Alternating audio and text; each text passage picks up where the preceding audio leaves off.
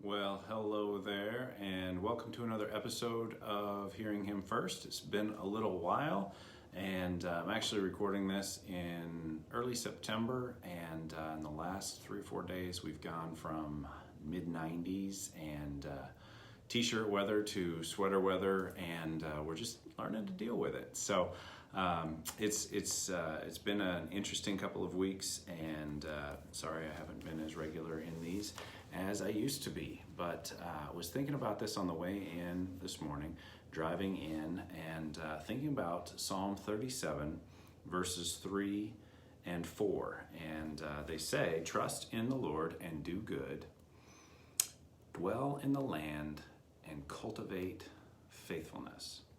Delight yourself in the Lord, and He will give you the desires of your heart." And I was thinking about this and just reflecting on a thought that I had earlier in the spring. We had just put out a bird feeder, and I was thinking about how I just got absolutely delighted anytime I saw what I would call a special bird, whether that's a house finch or a cardinal or a goldfinch or just something that really grabs your eye, catches your attention. And had this thought or this realization that if I was as delighted in the sparrows and the robins and the grackles at that time, these black birds with kind of a harsh caw that seemed to chase away all the birds that I wanted at my feeder, that if I could delight myself in those birds as well, man, how much joy would I have? And that thought has returned to my mind over and over throughout the summer months. The whole bird thing has gotten a little out of hand. We've got multiple feeders now, different types of food that attract different types of birds. We've had some pretty incredible sightings with a lot of really special birds, hawks and American kestrels and all kinds of things, which don't mean a lot to you if you're not interested in birds.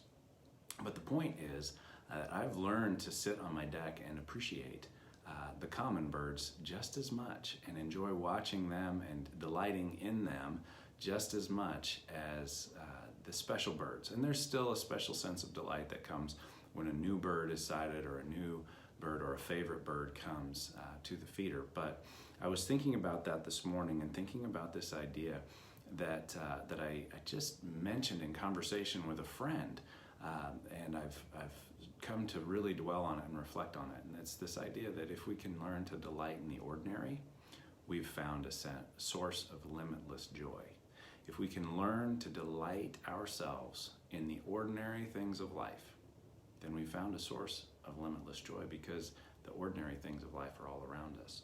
And if we can learn to not delight ourselves in those things, but to truly delight ourselves in the Lord through those things, to appreciate a sunrise, to appreciate the smile on someone's face, to appreciate a new bird at our feeder as a way of delighting ourselves in the Lord, in His beauty, in His glory, in His majesty, in creation, then we found a source of limitless joy and the ability to enjoy those things in a way that draws us into fellowship and draws us into communion with Him. And I believe that points us back to verse 3. Trust in the Lord and do good.